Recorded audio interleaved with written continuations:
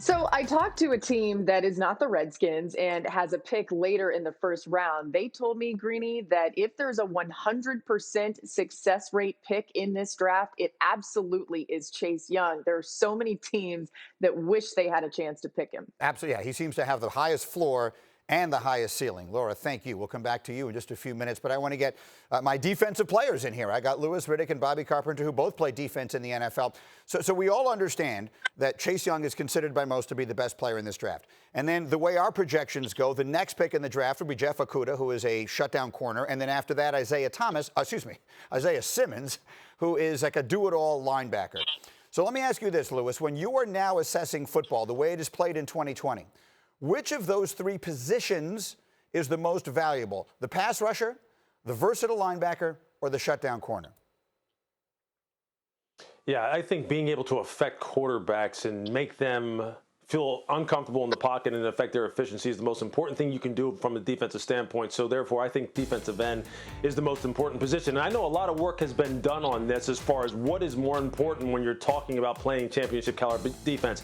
Is it pass rush or is it coverage? And there are people who will fall on the side of coverage and feel as though that a good corner is better than pass rushers because corners make pass rushers better. Well, obviously pass rush makes defensive backs better. And I've lived through both in my career as a front office. I've been involved in those situations where we actually built the defense from back to front because there weren't available pass rushers, so we really stocked up in the secondary. But I think we've seen in recent times how guys like Von Miller, how guys like Nick Bosa can really change the fortunes of your football team because this has become such a pass-happy league that if you can affect quarterbacks and really cut down on their efficiency and their ability to deliver the football on time, you have gone a long way towards building yourself a championship caliber defense. So when you have a guy like Chase Young, which is really what this is about, which is he worth the number 2 overall pick? Heck, is he worth the number 1 overall pick? I think without a doubt that's a no-brainer for Washington. Yeah, he may be the best player regardless of the rest of the discussion. That's the fourth person I've asked that to, and you're the fourth person who has said the pass rusher is the most important thing. So, Bobby, you're my last shot.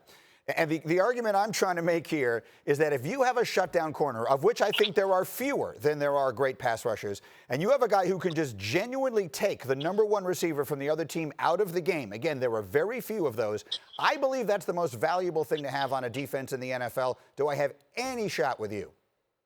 Greeny, you're probably not. I'm going to go 5 for 5 with this. I'm going to go with Lewis because here's the reason.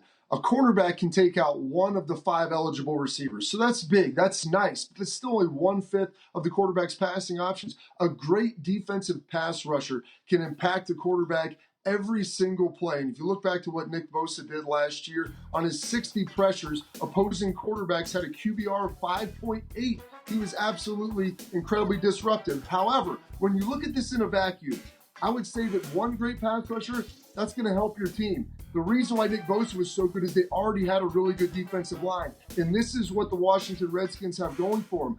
They already have a really strong defensive line. And so when you pair that up with Chase Young and you put all those things together, then you're going to have a defensive line that can impact the quarterback in a multitude of ways every single play. So, Bobby, the order in which we are projecting it to go is Young and then Okudah and then Simmons. Is that the way you would do it?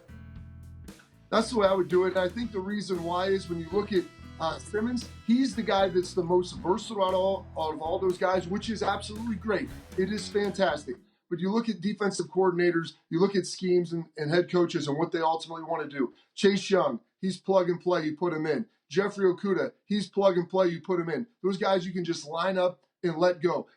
Isaiah Simmons is a little bit different because you have to be creative with him and you have to have a coach who's going to buy into his skill set and utilize him in a very specific way. Thank you for watching ESPN on YouTube. For live streaming sports and premium content, subscribe to ESPN+.